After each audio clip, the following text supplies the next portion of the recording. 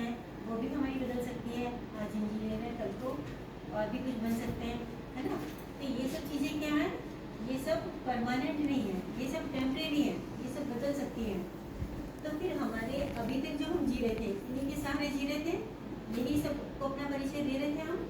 लेकिन अब देखा जाए तो ये सब क्या है, अस्थायी, स्थायी नहीं है ना।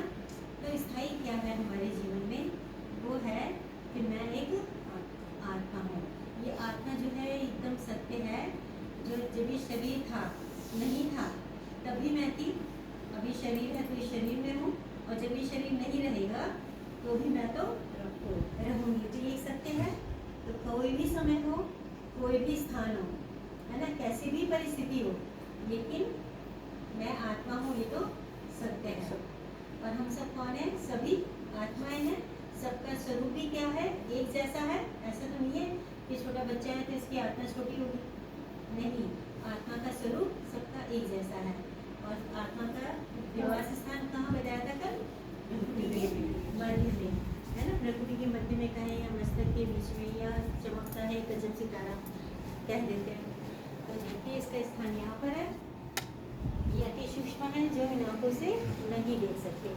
देखा कि जब आत्मा और शरीर दोनों मिलते हैं तब जीवन है। आत्मा अगर अलग है और शरीर नहीं है, आत्मा के पास अगर शरीर नहीं है तो किसी काम की आत्मा नहीं। और अगर शरीर है आत्मा नहीं है तो भी वो किसी काम का नहीं है। जब शरीर और आत्मा दोनों मिलते हैं तब ये जीवन है। दोनों एक दूसरे के पूरक हैं, दोनों को एक दूसरे की जरूरत है।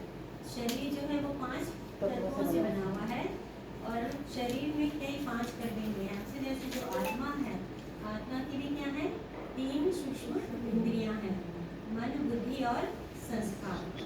और क्या है, जो मन बताया था, ये क्या है, ये कोई फिजिकल ऑर्गन नहीं है, लेकिन क्या है, वो सूक्ष्म आत्मा जो है उसी का ही क्या है, एक अंग है।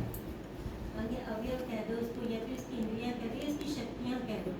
आत्मा की 3 शक्तियाँ हैं जो सूक्ष्म है अभी। तो जो आत्मा है वो क्या है,